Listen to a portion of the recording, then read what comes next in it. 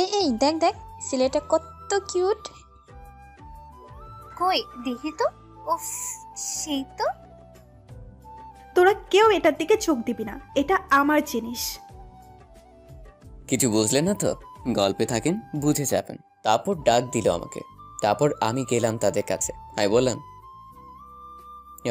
আমাকে ডেকেছেন কেন? এখানে আসো। আমি মেয়েদের সাথে কথা কম বলি, আর অপরিচিত মানুষদের সাথে কথা বলি না। কি বলার জন্য ডেকেছেন তাই বলেন।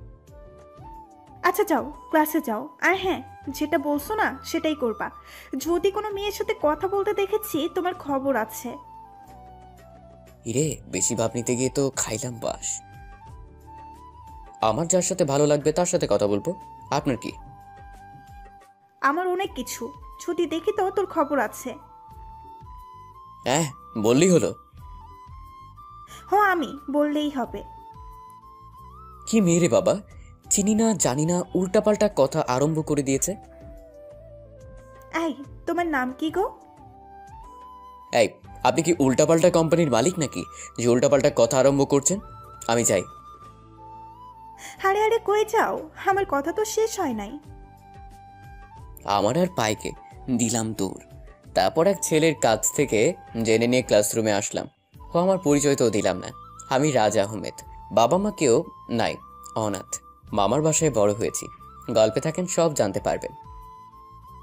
হাই, আমি রোহান। আমি রাজ। বাসা কই তোমার? এই তো সিরাজগঞ্জ, সায়দাবাদ। তোমার? আমার বেলকুচি। এভাবেই রোহানের সাথে বন্ধুত্ব হলো। কিছুক্ষণ পর একটা মেয়ে ক্লাসরুমে ঢুকলো। ওরে মা, এ তো সেই গুন্ডি। একই ক্লাসে পড়ি। সোজা লাস্ট বেঞ্চে বসলো, আমাদের দিকে তাকালোও না। রোহানকে মেয়ের সম্পর্কে জিজ্ঞালাম, এমনকি সবকিছু জানলাম তার ব্যাপারে। সে হচ্ছে কলেজের সব থেকে ভয়ঙ্কর মেয়ে। 1 মাসে তার দখলে নিয়েছে। আসলে সব পাওয়ার ওর বাপের। ওর বাপ হলো এখানকার এমপি রিয়াদ খান, এবং তার ভাই রাইয়ান খান, এবং সে রিয়া খান। লেখাপড়ায় ভালো। আপনাদের সাথে কথা বলতে বলতে স্যার এসে গেছে। প্রথমে সেই স্যার আমাকে ডাকলো এবং আমিও স্যারের কাছে গেলাম। তোমার নাম কি? স্যার, আমার নাম রাজ আহমেদ। সবার সাথে পরিচয় হয়ে নিও কেমন? তোমার মামা আমাকে জানিয়েছে তোমার সম্পর্কে। জি স্যার। ক্লাসগুলো শেষ করলাম, গেট দিয়ে বের হতে যাব, তখন রিয়া আমাকে ডাক দিল। ওই জানে মান, দাঁড়াও। কথা কানে না নিয়ে হেঁটে যাচ্ছি। ওই শালা দাঁড়া। পেছন থেকে কেউ আমার হাত ধরলো। পিছনে তাকাতেই তো আমি অবাক। আরে, এ তো রাইহান ভাই, এমপির ছেলে। তার মানে রিয়ার ভাই। ছোট ভাই কেমন আছে? ভালো ভাইয়া, আপনি? এই তো আছি কোন রকম। তো তোমার বোন কই থাকে? আপু তো লন্ডনে গেছে 3 মাসের ট্রেনিংয়ে। রেয়া এসে বলল, ভাইয়া তুমি ওকে চেনো? রে, দেখতে অনেক কিউট ছেলেটা, তাই না? আমি তো চয়েস করে ফেলছি। কস কি? কবে থেকে? আর ওর থেকে বেশি সুন্দর ওর বোন, তুই কি জানোস? আচ্ছা, তোরা থাক, আমার একটু কাজ আছে, আসি। আর রাজ, যদি কোনো সমস্যা হয় আমার বোনকে বলবা। এতক্ষণ আবালের মতো দাঁড়িয়ে ওদের কথা শুনছিলাম। হেই চকলেট বয়, দুর্বাল, আপনি সরেন তো। নাম্বারটা দিয়ে যাও, রাতে প্রেম করব। আমার জন্য সান্নি আপু আছে, বাই। সান্নি আপু আবার কে? গুগলে সার্চ দাও, বের হবে। বলে চলে আসলাম। আসলে মেয়েদের পটাতে চাওয়া আমার মন, বাট প্রেম করতে চাই না আমি। ওই যে গরিব, থাকি অন্যের বাসায়। আর রাইহান ভাই আমার আপুকে ভালোবাসে, মানে রিয়ার ভাই। বাসায় গেলাম, তখন মামি ডাক দিল। রাজ, কলেজের ফার্স্ট দিন কেমন হলো? এই তো মামি, ভালো। ওকে, যাও ফ্রেশ হয়ে খেতে আসো, তোমার সারপ্রাইজ আছে। শার্ট খুলে ফ্রেশ হতে গেলাম, কিন্তু ভিতরে গিয়ে আমি অবাক, কারণ আপু গোসল করছে। আপু, তুমি কখন আইছো?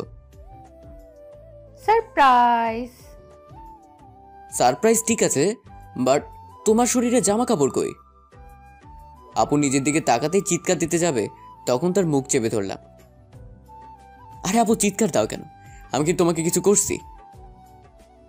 সর এখান থেকে। ধাক্কা দিয়া বের করে দিল। আহা কি দেখলা, ছি, লজ্জা হচ্ছে নিজের উপর। এত সুন্দর জিনিস এত তাড়াতাড়ি দেখা হলো। সান্নি আপুর থেকে সুন্দর। ছি ছি, এগুলো কি বলি, মামা তো বোন তো আমার। রাজ, ওই রাজ, কি কি? রাদি আপুকে নিয়ে ভাবছিলাম, তখন এসে ডাক দিল। শালা কই হারিয়ে গিয়েছিলি? তোমার ওইগুলোর ভিতর। কি বললি? কই কিছু না তো। আচ্ছা, তুমি আমার রুমে কেন? তোকে সারপ্রাইজ দিতে আসছিলাম, এসে শুনলাম তুই কলেজে চলে গেছিস, তাই শাওয়ার নিতে গিয়েছিলাম, কিন্তু আমার রুমে পানি নেই, তাই তোর রুমে গিয়েছিলাম। সারপ্রাইজ দিছো? অনেক বড় সারপ্রাইজ দিছো, সারা জীবন ভুলবো না। এখন যাও। ওকে, বাট আজকে কিন্তু ঘুরতে যাব। ওকে জামুনি। আচ্ছা আপু, তোমার ট্রেনিং শেষ হয়েছে, ঠিকমতো করছো তো? তোর বউ কি কোনো দিন কোনো কিছুতে ফেল করছে? আমার বউ আবার কোথা থেকে আসলো? এই যে আমি আমার আম্মুর পেট থেকে আসছি। রায়হান ভাইয়া তোমার কথা জিগাইছিল। চুপ কর তুই। রাগ দেখিয়ে চলে গেল। আসলে আপুকে রায়হান ভাই অনেক ভালোবাসে। আসলে আপু অনেক সুন্দর, অনেকেই ভালোবাসে, কিন্তু কেউ কিছু বলতে পারে না রায়হান ভাইয়ের ভয়। ও, আপনাদের তো বলাই হয়নি আপু কিসে ট্রেনিংয়ে গিয়েছিল। আসলে আপু ডাক্তারি পড়াশোনা করছে তো, পড়াশোনা শেষ তাই বাইরে গেছিল ট্রেনিংয়ের জন্য। আর একটা কথা, আপু আমাকে ভালোবাসে, আমিও বাসি, কিন্তু প্রকাশ করি না, কারণ গরিব যেই মামার বাসায় থাকি, সেই মামাকে ধোকা দেব কি করে? কি করে সম্ভব এটা? ফ্রেশ হয়ে আসলাম। ওহো, মামি না খেতে যেতে বলেছে। ফ্রেশ হয়ে খেতে বসলাম, তখন রাদিয়াকে ডাক দাও, সবাই একসাথে খাই। ওকে, তাহলে আমি আপুকে ডেকে আনি। উনি হলেন রাদিয়ার আব্বু, নয়ন আহমেদ, বিশিষ্ট ব্যবসায়ী। আপু আসো, খেতে ডাকে তোমাকে। তুই বস 1 মিনিট। রাদিয়া আপু তখন মাথার চুল শুকাচ্ছিল। ইস, আপু কত সুন্দর। ঠোঁটগুলো গোলাপের পাপড়ির মতন, গালগুলো টমেটোর মতন, চোখটা মায়াবী, যে কোনো ছেলেই দেখে প্রেমে পড়ে যাবে। এত সুন্দর কেমনে হয় মানুষ? আর দেহের কথা কি বলবো, আল্লাহ মনে হয় ওকে অন্যরকম ভাবেই তৈরি করেছেন। কি ভাই, কি দেখতেছেন? দেখতেছি আর ভাবতেছি, এই অ্যাঞ্জেলটা কে চালাবে? সরি বস, এত ভাবতে হবে না, এঞ্জেলটা চালানোর দায়িত্ব আপনাকেই দিব। আমাকে এঞ্জেলটা চালানোর দায়িত্ব দিলে আমি তো তেল ঢালতে ঢালতে অন্যরকম করে ফেলবো। কি হইলো? এতক্ষণ আমি কইছিলাম, আসলে আমি একটা ঘোরের ভিতর ছিলাম। তুমি আমাকে মারলা? সরি বাবু, কাঁদে না, তুমি আবল তাবল বলছিলা, তাই তোমাকে একটু দিলাম। তুমি আমার সাথে কথা বলবে না, তুমি শুধু আমায় মারো। কি, আমার সাথে কথা বলবি না? না। এটা কি দেখছস? ঝাড়ু? একটা বাড়ি মারমু। এর আগে মাথা ফাটাইছিলাম, মনে নাই? আসলে এর আগে আমাদের পাশের ফ্ল্যাটে একটা মেয়ে ছিল, নাম ছিল হিমু। আমাকে একটা চিঠি দিয়েছিল। চিঠিতে লেখা ছিল, প্রিয় রাজ, আমি জানি তুমি আমাকে ভালোবাসো, রোজ আমার জন্যই তুমি ছাদে আসো। আরও অনেক কিছু লেখা ছিল। আসল কথায় আসি, তোমাকে পাই বা না পাই, তোমার সাথে আমি এক রাত কাটাতে চাই। এটি কিউট মেয়ে হিমু। কিন্তু ভাগ্যিস সেদিন ছাদে আপু আর আমি একসাথে আসি। তারপর আপু চিঠিটা তুলে চিঠির সাথে পাথর বেঁধে দিয়েছিল। চিঠিটা পড়ার পর আপু আমার মাথায় সেই পাথর দিয়ে ঢিল দেয়। যখন আমার মাথায় থাইকা রক্ত পড়া দেখে, তখন রাধে আপু একটা চিৎকার দিয়ে জ্ঞান হারিয়ে ফেলে। এটাই ছিল ফ্ল্যাশব্যাক। কি, কই হারায় গেছস? ও ইয়া, আচ্ছা কাঁদছিল কেডা? চল খেতে যাই। ওকে। রাধে আপুকে নিয়ে খাচ্ছি, আর তখন মামা বলল, রাজ, তোমার সারপ্রাইজ আছে বাইরে। ও মামি আমাকে বলছিল আমার জন্য সারপ্রাইজ আছে। ওঠো, যাও দেখে আসো। বাইরে গেলাম, কোথাও কিছু দেখছি না। ডান দিকে তাকাতে আমি অবাক, কারণ দাঁড়িয়ে আছে একটা R15 গাড়ি। আমি দেরি না করে বাসার ভিতর ঢুকে মামাকে জড়িয়ে ধরলাম, আর চোখ দিয়ে এক ফোঁটা জল বেরিয়ে পড়লো। আরে আব্বাজান, কি হয়েছে? কাঁদছেন কেন? আমার এসব কিছু দরকার নেই, তোমার ভালোবাসা পেলেই চলবে। আরে পাগল, তুই আমাদের সন্তান, তোর জন্যই তো। তোকে কি না ভালোবেসে থাকা যায়? জানো মামা, আমি জীবনে কিচ্ছু চাইনি, চাওয়ার আগেই আমাকে সব কিছু তোমরা দিয়েছো। এখন এসব বাদ দাও। এই নাও রাজ, তোমার গাড়ি চাবি। রাদিয়াকে নিয়ে ঘুরে এসো। মামাকে সালাম দিয়ে গাড়ির চাবিটা হাতে নিলাম। আপু কই? উপরে আছে। আমি উপরে রাদি আপুর কাছে গেলাম, দেখি বিছানায় মন খারাপ করে বসে আছে। তাই আপুকে ডাক দিলাম। আপু। আমার সাথে কথা বলবি না, কেউ আমার কোনো কথাই শোনে না। বাবাকে কতবার বললাম তোকে গাড়ি না কিনে দিতে। ওকে যাও, ভবিষ্যতে তোমাকে গাড়ির টাকা ফেরত দিয়ে দিব। তোর কাছে টাকা চাইছি? তো তোর যদি কিছু হয়ে যায়? আরে আল্লাহ, যা ভাগ্যে রাখছে তাই হবে। চলো ঘুরতে যাব। তুই যা, রেডি হ, আমি আসছি। রেডি হও, আমি নিচে যাচ্ছি। ওকে। রেডি হয়ে নিচে যাচ্ছি। রাদিয়া নিচে দাঁড়িয়ে রয়েছে, আর এদিকে রাদিয়া ভাবছে একটা ছেলে এত সুন্দর হয় কেমনে। আজকে আরো অনেক সুন্দর লাগছে। আমার কাছে আসতেই রাদিয়া আমার শরীরের সুবাসে যেন মাতাল হয়ে উঠছে। যখন রাদিয়া আমাকে জড়িয়ে ধরলো, তখন রাদিয়ার মনে হলো সে তার নিজের ভেতর নাই। যখন আমি চিৎকার দিয়ে উঠলাম, ব্যথা পাচ্ছি তো। ও সরি। অনেক দূর পর্যন্ত গেলাম, কিন্তু সামনে যা দেখলাম তাতে আমি অবাক। কারণ সামনে রিয়া দাঁড়িয়ে আছে। আমি গাড়িটা ব্রেক করলাম।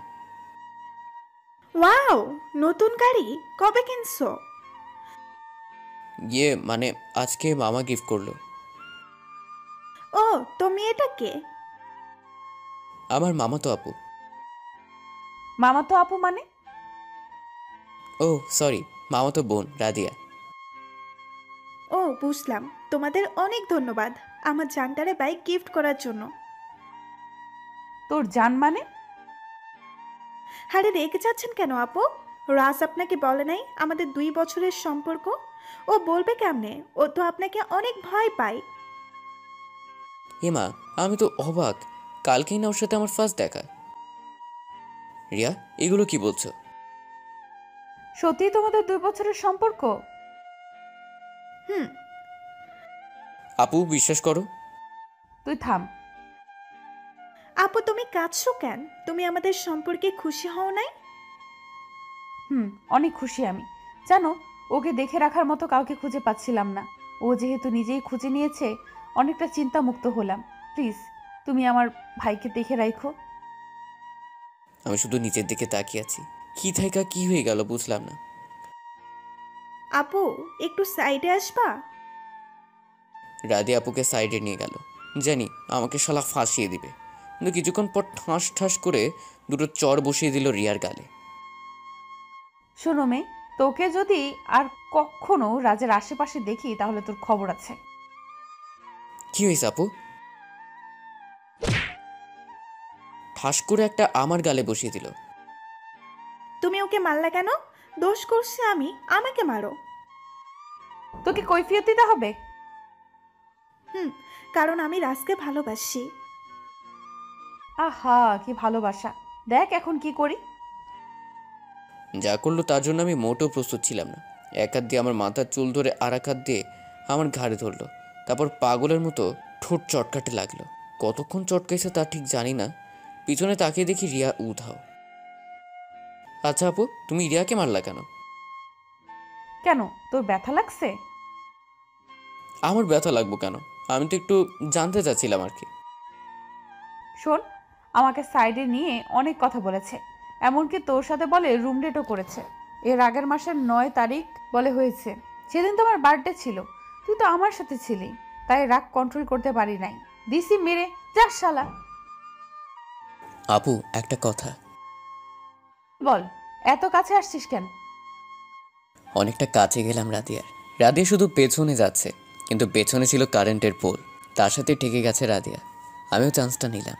এক হাত দিয়ে চুলের মুঠি ধরে অনেকটা জোরে যখন রাদিয়া চিৎকার চেয়ে উঠল, তখন তার মুখের ভেতর আমার জিহ্বাটা ঢুকিয়ে দিলাম। পাগলের মতো ঠোঁট কামড়াচ্ছিলাম। অনেকক্ষণ পর ছেড়ে দিলাম। দেখি রাদিয়ার চোখে জল আর ঠোঁট দিয়ে রক্ত পড়ছে। আমি যে নিজেই কাজ করছি বিশ্বাস হয় না। সরি আপু, আসলে ইচ্ছা করে করি না এমন। ওকে, বাসায় চল। সারা রাস্তায় কেউ কোনো কথা বলিনি, বাসেও না। রাতে খেতে বসেছি কিন্তু রাদিয়াকে দেখলাম না। মাই বলল রাদিয়া নাকি আগেই খেয়ে নিয়েছে। প্রতি রাতে রাদিয়া আপুর সাথে আড্ডা দেই, আজকে গেলাম না লজ্জায়। সকালে নাস্তা করলাম, আপু এখনও ঘুম থেকে উঠে নাই। অবশ্য প্রতিদিন আমিই ডাক দিই, আজ কেন জানি ডাক দিতে ভয় করছে, তাই কলেজে গেলাম। কলেজে গিয়ে রিয়া যা করলো তাতে তো আমি অবাক। কলেজে গেলাম, ঢুকতে একটু ভয় হলো, তবুও ঢুকলাম না, জানি কি আছে কপালে। একটু দূরে যেতেই কে যেন ডাক দিল, পেছনে তাকাতেই দেখি রিয়া। আপু আমাকে ডাকছেন? আমি আবার কবে থেকে তোমার আপু হইলাম? আর আমরা দুইজন একই ক্লাসে পড়ি, তাই ফ্রেন্ড। না, আমি কেন মেয়ের সাথে ফ্রেন্ডশিপ করতে পারবো না? প্লিজ, আমি অনেক সরি, কালকের জন্য আমি অনেক সরি। আসলে ছোটবেলায় মাকে হারাইছি তো, যখন যা চাইছি তাই বাবা আর ভাই মিলে এনে দিয়েছে, কোনো কষ্ট বুঝিনি। মেয়েটাকে দেখে একটু মায়া হলো।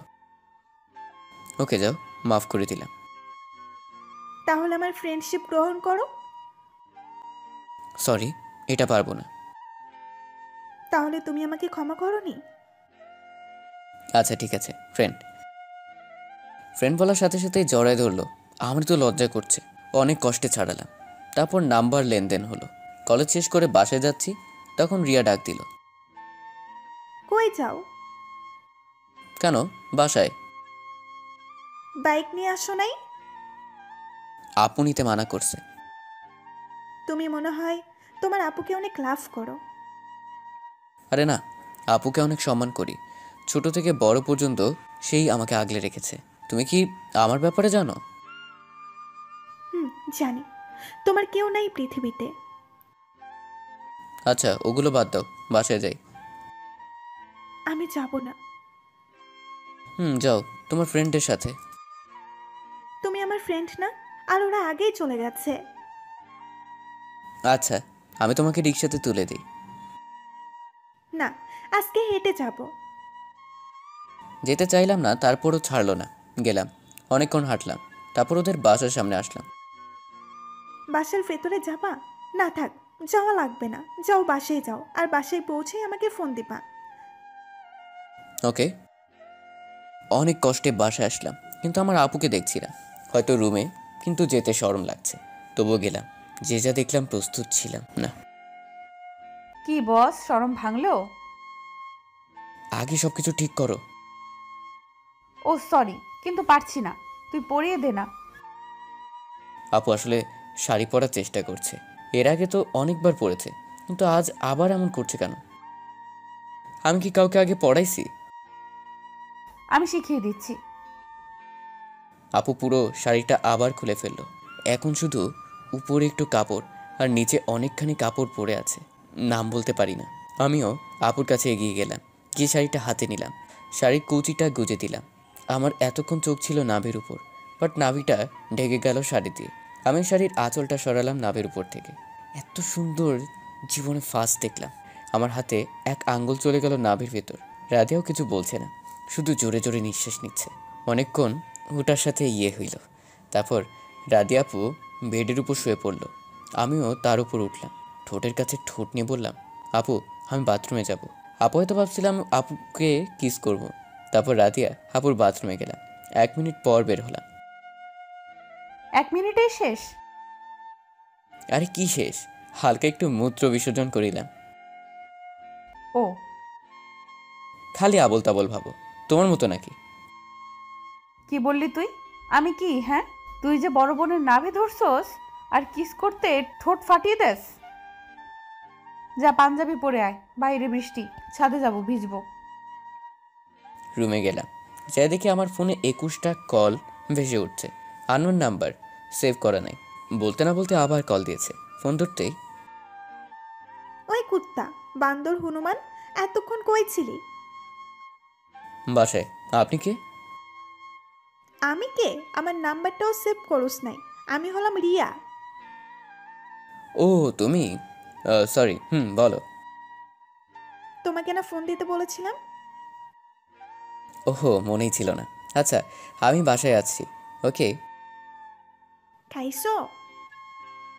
আরও অনেক কথা বললাম, তারপর পাঞ্জাবি পরে ভিজতে গেলাম। এভাবেই চলছিল দিনগুলো। এদিকে রিয়ার অনেক কেয়ার নেওয়া, মনে হয় মা নিজের সন্তানকে যেভাবে কেয়ার করে তেমন ভাবে। আর রাধি আপুর সাথে ফ্রি, যখন ইচ্ছা হয় কিস করি। খারাপ কিছু হয় না, শুধু হালকা পাতলা টাচ করি আর কি। এভাবেই চলছিল দিনগুলো। হঠাৎ আপুজা বলল, আচ্ছা, তোর বেস্ট ফ্রেন্ড কি রিয়া? কেন, কি হয়েছে? যা বলছি তার উত্তর দে আগে। চল, আজ বিয়ে করব। আমি পারবো না। রিয়াকে বিয়ে করবি নাকি? রিয়াকে কেন বিয়ে করব? তাহলে তোদের মতো ছেলেরা এমন একটা দিয়ে হয় নাই, রাবিশ কোথাকার। হাতে একটা মোবাইল ছিল, ভেঙে চলে গেল। মামার মামি ট্যুরে গেছে 9 দিনের জন্য। বাসে শুধু আমি আর রাদিয়া অ্যান্ড কাজের বুয়া। রাদিয়াও ডাক্তার পোস্টে জয়েন করছে। কি ভাবছেন রাদিয়া ভাবে বকে গেল? আমার মন খারাপ হলো না। আসলে মনটা খারাপ হয় নাই, কিন্তু ভিতরটা পুড়ে যাচ্ছে। রাদিয়াকে অনেক ভালোবাসি, কিন্তু কি করব? মামা মামিকে কি কষ্ট দেওয়া ঠিক হবে? তারা ছোট্টবেলা থেকে আমাকে কোনো জিনিসের অভাব দেয়নি। তাদের মান সম্মান নিয়ে কিভাবে খেলি? আর রাদিয়া এইদিকে ভাবছে, ওরে আমি কত ভালোবাসি, আর ও কিনা রিয়ার সাথে ফ্রেন্ডশিপ করে। ওর জন্য আজ পর্যন্ত বিয়ে করিনি, শুধু ও একটু বড় হোক। আমার কত স্বপ্ন ওর জন্য বঞ্চিত করছি। রাজ যদি আমার না হয়, আমি তো রিয়াকে তো হতেই দেব না। রাজ কি আমাকে ভালোবাসে নাকি শরীরের প্রতি লোভ? যদি আমাকে ভালোবাসতো তাহলে অবশ্যই আমাকে বিয়ে করতে রাজি হতো। অন্যদিকে আসলে তো আমি কেমন একটা টিয়া হয় না আমার। মেয়েটা আমাকে ভালোবাসে, আমি বাসি না। আর মেয়েটার সাথে কত কিছু করেছি। ওর কাছে গেলে আমি ঠিক থাকতে পারি না। ওরে আমি অনেক ভালোবাসি। রাদিয়া আমার বড়, এতে আমার কোনো সমস্যা নেই, কিন্তু ওর পরিবার ওরা তো মেনে নেবে না। রাদিয়াকে বুঝতে দেওয়া যাবে না যে আমি ওর কথায় মন খারাপ করেছি। অনেকক্ষণ বসে বসে কাঁদলাম মা বাবার কথা ভেবে। তারা বেঁচে থাকলে হয়তো এরকম সমস্যায় পড়তে হতো না। ভাবছি রাদিয়াপুর কাছে যাব। আমি জানি রাদিয়াপুর কাছে গেলে তার রাগ পানি হয়ে যাবে, কারণ রাদিয়া আমাকে অনেক ভালোবাসে। তাই দেরি না করে রাদিয়াপুর রুমে গেলাম। গিয়ে দেখি রাদিয়া জানালার গ্রিল ধরে দাঁড়িয়ে কাঁদছে। পেছন থেকে অনেকবার ডাক দিলাম, শুনলে শুধু কেঁদেই যাচ্ছে। তাই কাঁধে হাত রাখলাম। আপু, ওই আপু, আমার উপর রাগ করছো? কুত্তার বাচ্চা, তোর তো সাহস কম না? আমার শরীরে টাচ করিস? মেয়েদের শরীরে হাত দিলে মজা পাস অনেক। সরি। জানোয়ারের বাচ্চা, এখনো সরস নি আমার কাছ থেকে? কুত্তার বাচ্চা, যা বাসা থেকে বের হ। বিশ্বাস হচ্ছে না, এটা রাদিয়া না অন্য কেউ। আমি মাথা উপরের দিকে তুলে রাদিয়ার চোখে চোখ রেখে মুচকে একটা হাসি দিলাম, আর সেখান থেকে চলে আসলাম রুমে। রুমে এসে একটা চিঠি লিখলাম। চিঠি প্রায় চোখের জলে ভেসে যাচ্ছিল। অনেকক্ষণ ধরে চিঠিটা লিখলাম আর কাঁদলাম। ব্যাগটা গোছালাম, চলে যাবো এই শহর ছেড়ে। আর ফিরবো না জীবনে।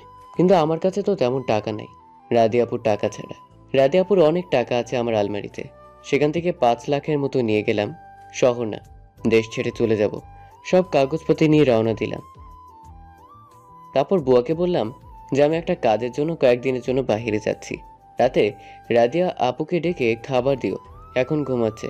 বাসে করে ঢাকায় যাচ্ছি আর কাঁদছি। 2 দিন পর আজকে এয়ারপোর্টে বসে আছি, চলে যাব এই দেশ ছেড়ে।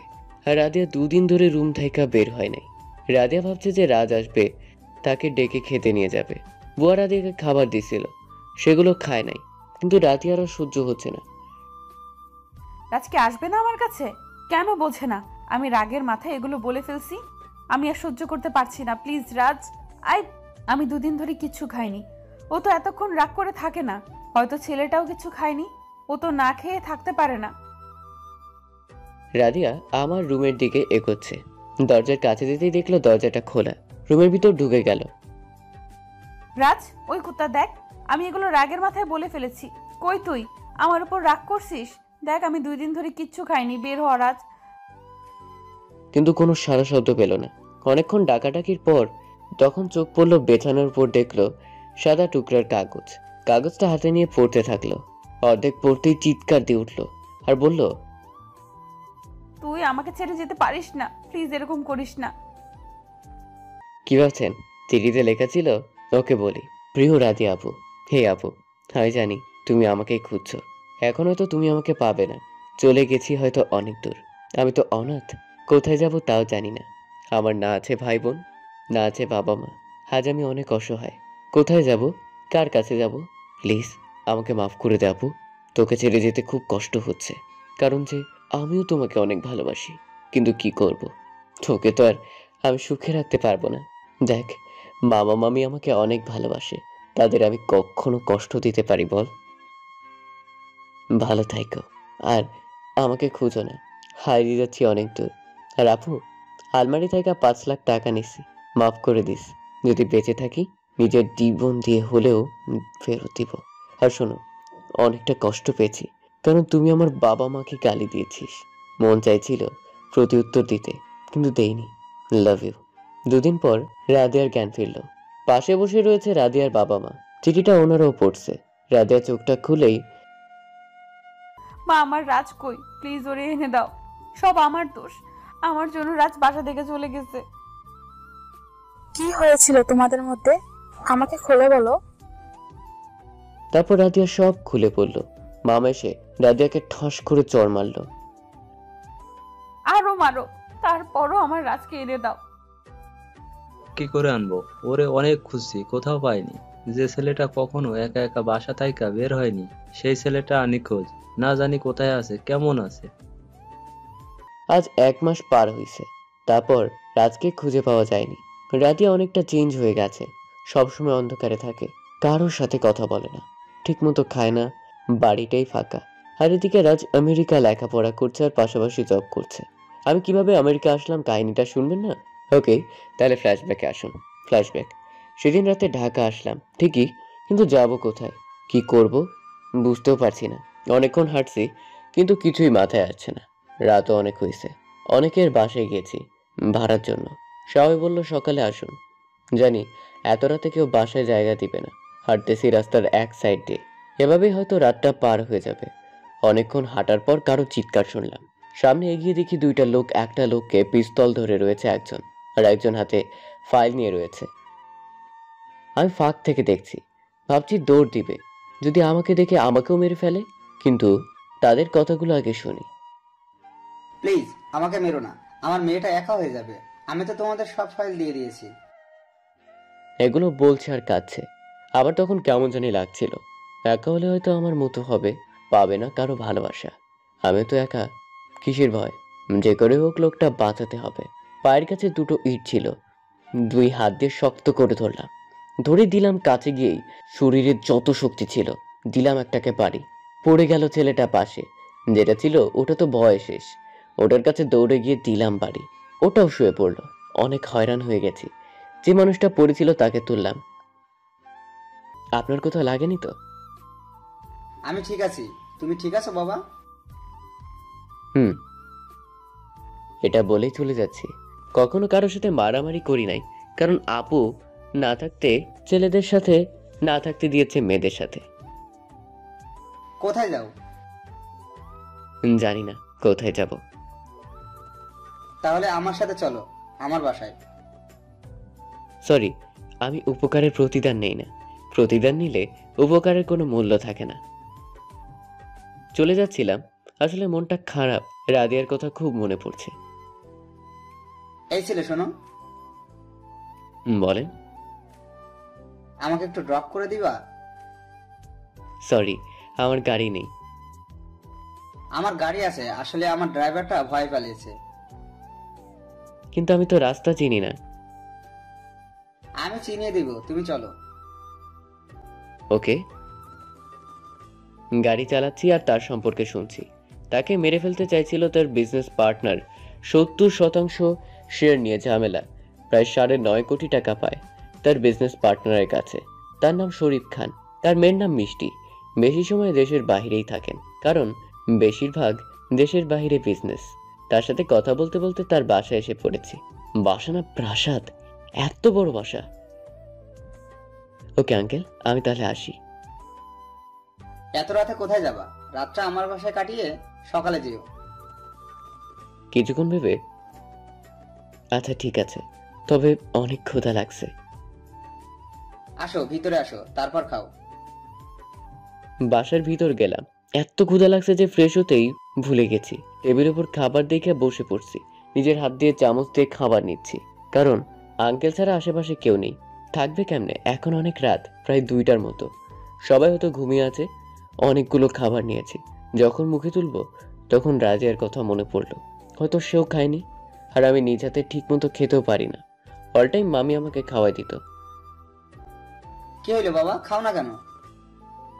সরি আঙ্কেল, খেতে পারছি না। বাসার কথা মনে পড়ছে? আমার অনেক ঘুম পাচ্ছে।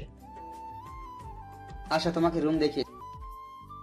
তারপর আঙ্কেল রুম দেখিয়ে দিলে রুমে গিয়ে শুতেই ঘুমিয়ে গেলাম। সকালে কারো কোকিল কণ্ঠে ঘুম ভাঙলো। অনেকক্ষণ ডাকার পর চোখ খুললাম। তাকে আমি অবাক, রাদিয়া আপু আমার সামনে, চুলগুলো ভেজা। রাদিয়া আপু, তুমি এখানে? মেয়েটা একটা মুচকি হাসি দিল। সরি, আমি আপনার আপু না, আমি হলাম মিষ্টি। না খেয়ে শুয়েছেন তাই আবল তাবল বলছেন। উঠুন, ফ্রেশ হয়ে নিচে আসুন খাবার টেবিলে। মেয়েটা পিছন ফিরে তাকিয়ে আমাকে কিছুক্ষণ দেখলো, আর চোখে আমি দেখেও না দেখার ভান ধরে রইলাম। তারপর মেয়েটা চলে গেল। সেম চেহারা, বাট একটু মোটা, রাদিয়াপুর থাকা, আর ভয়েসটা ভিন্ন। এগুলো এক হলে পুরা রাদিয়াপু। অনেকক্ষণ তাকে নিয়ে ভাবলাম। তারপর ফ্রেশ হয়ে খেতে গেলাম। পেটে অনেক ক্ষুধা। খেতে বসলাম। মেয়ে আমার দিকেই তাকিয়ে আছে। কিছুক্ষণ তাকিয়ে থাকার পর আমার অনেক ক্ষুধা লাগছে। তারপর মিষ্টি খাবার দিল। খাবারগুলো খাইলাম। তারপর খেয়াল করলাম আঙ্কেল তো নাই। আচ্ছা, আঙ্কেল কোথায়? অনেক একটু বাইরে গেছেন। কোনো দরকার? হুম, কি দরকার জানতে পারি? চলে যাব। কোথায় যাবেন? বাবা আমাকে রাতের ঘটনা বলেছেন। জানি না কোথায় যাব। আপনার বাসার সম্পর্কে বলেন। তারপর সব ঘটনা খুলে বললাম। রাতের কথাগুলো মনে পড়তেই চোখের পানি ঝরে পড়ল। চিল ব্রো, চিল। আমাদের সাথে আমেরিকায় চলেন, সব ঠিক হয়ে যাবে। কিন্তু কোনো কিন্তু নয়। কোথা থেকে যেন আঙ্কেল এসে বলল। আমিও না করলাম না। এভাবে আসলাম আমেরিকায়। এভাবে চলে গেল 3 বছর। এখন মিষ্টির সাথে অনেকটা ফ্রি, কিন্তু ও এখনো আমাকে আপনি করে বলে। ওর জন্য হয়তো রাদিয়া আপুকে মনে পড়ে না। মিষ্টি আর আমি সেম ব্যাচে পড়ি, একই জায়গায়, আর পাশাপাশি জব করি। জবটা করতে না করছিল মিষ্টি, তবুও করি। আমার অনেক ভালো লাগে। মিষ্টিও রাদিয়া আপুর মতো, কারো দিকে তাকাতে দেয় না। এক কথায় রাদিয়া আপু। আমিও এইগুলো এনজয় করি। আজ আমি আর মিষ্টি নদীর পাড়ে ঘুরতে এসেছি। বালির উপর বসে আছি। তখন একটা মেয়ে আমার সামনে দিয়ে যাচ্ছিল। আমি তাকিয়ে দেখছিলাম আর বলছিলাম, দেখো মিষ্টি, মেয়েটা কত কিউট। হুম। এরকম মেয়ে যদি বিয়ে করতে পারতাম, তাহলে সারা দিন রাত শুধু জড়ায় ধরেই থাকতাম। আপনার চোখ কিন্তু তুলে ফেলবো। আরে সুন্দর জিনিস তো দেখবই। কি ফিগার দেখছো? শরীর পুরাই মাখন। আমাকে বালুর উপর ধাক্কা দিয়ে ফেলে দিল। তারপর আমার উপরে উঠলো। কুত্তা, আমার দিকে কি কখনো তাকাইছো? আমার শরীর কি কচু গাছ? আমার ফিগার কি ফিগার না? শালা হনুমান। আমার উপর থেকে উঠে গেল। অনেকটা দূরে দাঁড়িয়ে রইল। জানি মিষ্টি আমাকে ভালোবাসে। আমাকে অনেকবার বলছে, কিন্তু আমি না করে দিয়েছি। ও শুনেনি। আর আমি ওকে ভালোবাসি, প্রকাশ করিনি, কারণ রাদিয়া হয়তো আমার অপেক্ষায় আছে। ওকে রাদিয়াপুর কথা বলছি, কিন্তু শুনেনি। মিষ্টি অনেকটা দূরে দাঁড়িয়ে আছে, হয়তো কাঁদছে। আমি কাছে গেলাম, গিয়ে দেখি সত্যিই কাঁদছে। তাই পেছন থেকে জড়িয়ে ধরলাম। অনেকটা জোরে মিষ্টি চেঁচিয়ে উঠল। আও, ব্যথা পাচ্ছি তো, ছাড়েন আমাকে। না, ছাড়বো না। এইভাবে সারা জীবন ধরে রাখতে পারবেন? তখন আমি মিষ্টিকে ছেড়ে দিলাম। পারবেন না, তাই তো? তাহলে ধরেন কেন? শোন, আমি যদি তোকে এইভাবে ধরে রাখি, তাহলে আমার বউ হয়ে করবো কখন? শালা লুচ্চা। এভাবে চলছিল আমাদের দিনকাল। একদিন মিষ্টি বলল, চলেন বাংলাদেশে যাওয়া যাক। বাংলাদেশের কথাটা শুনতেই বুকটা ধড়ফড় শুরু করলো। বাংলাদেশে কেন যাবি? আপনার মামার বাসা যাব, হ্যান্ড টাচ আর কত করব। আপনারা বিয়া করব। আপনি রাদিয়ার জন্য আমাকে বিয়ে করছেন না, তাই না? যে দেখবেন রাদিয়ার বিয়ে হয়ে গেছে। যদি বিয়ে না হয়? জানি না, তবে যাব, তাই জানি সকালে ফ্লাইট। বলেই চলে গেল। রাদিয়াকে আমি এখনো বলতে পারিনি জীবনের ফার্স্ট ভালোবাসা। যদি বাসায় গিয়ে দেখি রাদিয়ার বিয়ে হয়ে, তখন কি হবে? আরে মিষ্টিও তো যাচ্ছে, কোনো ভয় নাই, সব সামলে নিবে। মেয়েটা ছোট্ট হলেও আমাকে কখনো ঝামেলায় ফেলে না। মামার বাসার সামনে দাঁড়িয়ে আছি, কলিং বেল দিতে ভয় পাচ্ছি, তখন মিষ্টি দিয়ে দিল। কিছুক্ষণ পর মামি এসে দরজা খুললো, আমাকে দেখেই জড়িয়ে ধরে কেঁদে দিল। আমিও মামিকে জড়িয়ে ধরে কেঁদে দিলাম। এতদিন কই ছিলি? আমাদের কথা কি তোর মনে পড়ে নাই? আমাদের কথা তো ভুলে গেছিস। তোমাদের কি ভোলা যায়? মামি মিষ্টির দিকে তাকালো আর অবাক হয়ে তাকালো। রে মেয়েটা আর রাধিয়া চেহারা একদম সেম। মেয়েটা কে রে রাজ? ও হচ্ছে, আমি হচ্ছি রাজের বউ। আমি তো অবাক, মামি অবাক, কেমতে হইল? কিছুক্ষণ পর রাধিয়া আমাদের কথা শুনে নিচে আসলো। আমাকে দেখেই দৌড়ে এসে জড়িয়ে ধরলো আর পাগলের মতো কিস করতে থাকলো, কপালে, গালে, আরো অনেক জায়গায়, সবার সামনে। আরে আপু, কি করছেন? যখন দুজন দুজনের দিকে তাকালো অবাক, কারণ দুজনের চেহারাই সেম। কিছুক্ষণ পর, তুই কই ছিলি রাজ? তোরে আমি কত জায়গায় খুঁজছি। আমি আর বকবো না, প্লিজ তুই আমাকে চাইলে যাইস না, আমাকে মাফ করে দে। ওর কথায় কোথায় যেন প্রত্যুত্তর দিলাম না। মিষ্টি, চল তো উপরে যাই। ওকে চলেন। মামি চলো তো।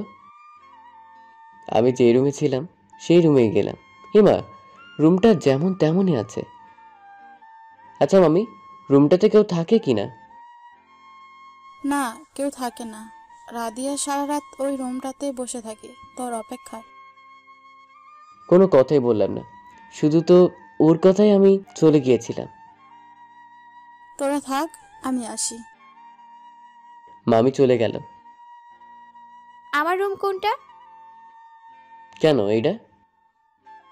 আপনার রুম কোনটা? এটাই, আমরা না জামাই বউ। ওইটা তো মজা কইরা বলছি, আপনার সাথে আমি থাকবো কখনোই না। তারপর আপনার যে ইচ্ছা মরার জন্য। রাতে মামা আসলো, মামার সাথে কথা বললাম। মামাও জড়িয়ে ধরে কেঁদে দিল। রাতে অনেকবার কথা বলতে চেয়েছিল, কিন্তু কি অবহেলা করছি। মিষ্টি, রাদিয়ার বিয়ে হয়েছে, তোর মনে হয় না? মনেই হয় না। কিরে কাঁদিস কেন? কি করব, হ্যাঁ, সব দোষ আমার। জেনে শুনে ভালোবাসতে গিয়েছিলাম। আপনার যদি রাধিয়ার সাথে বিয়েই হয় তাহলে আমাদের সম্পর্কটা ভাঙবেন না। তুই কি চাস এত সুন্দর সম্পর্কটা পরকীয়া হোক? মিষ্টিকে কোনো কথা বললাম না। থাক, আমি রাধিয়া আপুর রুমে ঘুমাবো। মিষ্টি চলে গেল। আমি আর কি করব? আমার আর কষ্টকে কষ্ট মনে হয় না। আল্লাহ তাআলা একভাবে দেখবেই, ওনার যা ভালো মনে হয় তাই করবে। সকালে ঘুম থেকে উঠলাম, উঠেই ছাদে গেলাম। হেমা, এখানে রাধি আর মিষ্টি দুজন দাঁড়িয়ে কফি খাচ্ছে আর হাসাহাসি করছে। আমিও এক কর্নারে দাঁড়ালাম। এমা আমার দিকে তাকালো না। আমি যে এসেছি তারা দুজন একজনও তাকালো না। ধুর, ভাল লাগে না। রুমে গেলাম, ফ্রেশ হইলাম। একটু পর মামি আসলো, এসেই ডেকে গেল খাইতে। ওরা সবাই বসে আছে, মিষ্টিও ডাকলো না। খাবার টেবিলে গেলাম, দেখি রাধি আর মিষ্টি ওদের দুজনের খাওয়া শেষ, দুজনেই চলে গেল। তারপর আর কি, একাই খেলাম। 2 দিন ধরে আমার সাথে এরকম করছে। আমিও কারোর সাথে কথা বলছি না। আজকে দেখি বাড়িটা লাইটার দিয়ে সাজাচ্ছে। এর মধ্যেই মিষ্টির আব্বু চলে আসছে। তারপর ওনার সাথে কথা বললাম। আজকে শুনলাম রাধিয়া আর মিষ্টির নাকি বিয়ে। মিষ্টির এখানে একটা ছেলেকে পছন্দ হয়েছে, তাকে বিয়ে করবে, আর রাধিয়া তার বাবা মার পছন্দ করবে। শুনে বুকের ভিতরটা চিনচিন ব্যথা করছে। এখন রাত 11টা বাজে, এখনো বাহিরে বাসায় যায়নি, কারণ ওদের বিয়ে। হাজার হলেও ভালোবাসি, ওরা না হয় সহজেই ভুলে গেছে, আমি তো আর পারি না। তাই সেই সন্ধ্যাবেলা বাসায় থেকে বের হয়েছি, আর যাইনি। বাসায় যাচ্ছি প্রায় রাত 12:30 বাজে। বাড়িটা ফাঁকা। রুমের ভেতরে গেলাম। এমা, রুমটা ফুল দিয়ে সাজানো। কই গিয়েছিলি? তোদের বলতে হবে। তারপর দুজন আমার উপরে উঠে পড়লো, ইচ্ছা মতো কিল ঘুষি দিতে লাগলো। করেই ফেললাম। কি করে ফেললাম এটাই তো। আসলে বাসায় আসার পর শুনলাম ওদের বিয়ে নাকি আমার সাথে। আমি জানি এই বুদ্ধি সব মিষ্টির। বাসরাত রুমে ঢুকলাম অনেকটা সাহস নিয়ে। অল্প সাহস নিলে হবে না, ভিতরে দুইটা বউ। হেমা, রুমে ঢুকতেই দেখলাম ওরা দুজন এসেই খাট থেকে নেমে এসে সালাম করলো, আবার খাটে বসলো ঘুমটা দিয়ে। এখন ভাবছি কারটা আগে তুলবো। এভাবে অনেকক্ষণ গেল। কিরে, ঘুমটা তুলিস না কেন? কিরে, ঘুমটা তুলিস না কেন? আমার ভয় করছে। তোর কিচ্ছু করতে হবে না, আমরাই করছি। তারপর ঘোমটা তুললো। হেমা দুজনের কাপড় একসাথে খুলে ফেললো। ওরা এখন নগ্ন। তারপর আমাকেও নগ্ন করে ফেললো। তারপর ইচ্ছে মতো পুরুষ নির্যাতন করলো। 3 মাস পর শুয়ে রয়েছি। আমি পেছন থেকে জড়িয়ে ধরে আছি রাদিয়াকে, আর মিষ্টি পেছন থেকে জড়িয়ে ধরে আছে আমাকে। আর একটা বিয়ে করতে হবে। কি? তোমরা না হাঁপিয়ে যাও, আমার তো শখটাই মেটে না। কি? আমরা হাঁপিয়ে যাই? তোর শখ মেটে না? আর একটা বিয়ে করতে চাস? দেখি তুই কতক্ষণ পারস। নাও খোলো, খেলা হবে। বাকিটা সরব করে আর বলবো না। বাই বাই, ভালো থাকবেন সবাই।